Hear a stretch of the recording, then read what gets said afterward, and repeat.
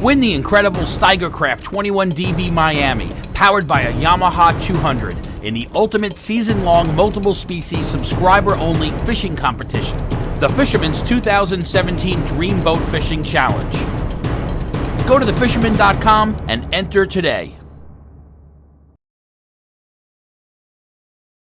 I'm John Skinner, and this week's video tip deals with choosing the correct hook size for fluke fishing, especially when using gulp baits. And here are some of my favorite gulp baits. This one is on the larger end if I'm out fishing on the reef for larger fluke. This is a 6-inch grub. These are 4-inch swimming mullets, and this is a 3-inch shrimp. I do a lot of fishing west of Mattatuck in Long Island Sound, and these are the baits that I'm using in that application, as well as when I'm fishing the South Shore bays. But as I mentioned, if I go out to like the Shinnecock Reef and there's larger fish out there, certainly something this is something you might use off of Montauk around the larger fluke.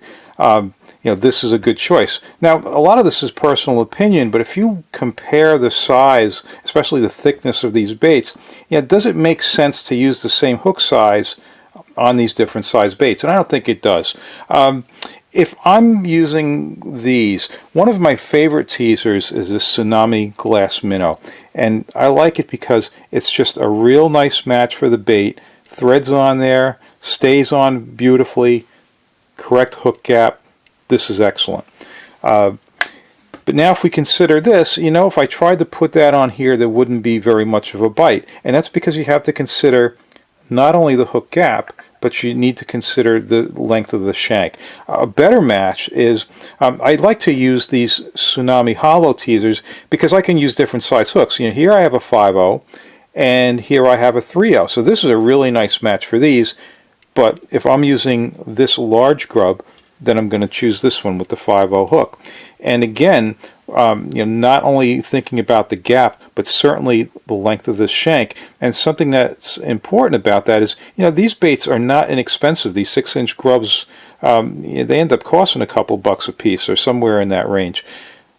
But when you put it on this longer shank and it's got the bait holder barbs on this Gamakatsu bait holder hook, that really stays on well, and you can fish one of these grubs for a long time. So this is a really nice match. You can see that the hook gap is right and the shank length is correct, and this all works out very well. Now the same thing happens when you start considering bucktails.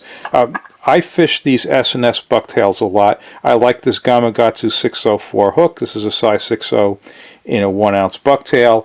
Again, a perfect match for these smaller grubs, these 4-inch grubs that I fish with just a lot. Especially, as I mentioned, South Shore bays, Long Island Sound west of Mattatuck.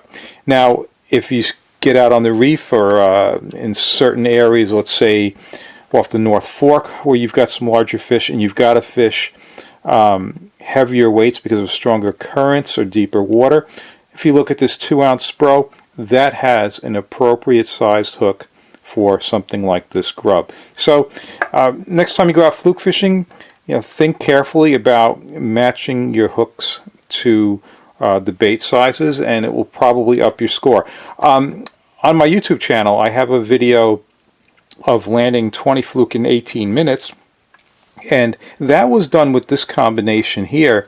And in that 20 minutes, I tried to set the hook 22 times. I set the hook 21 times and landed 20 fish.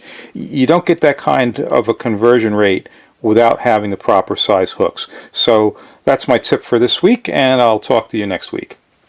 Win the incredible Steigercraft 21DB Miami, powered by a Yamaha 200, in the ultimate season-long multiple-species subscriber-only fishing competition, the Fisherman's 2017 Dream Boat Fishing Challenge. Go to thefisherman.com and enter today.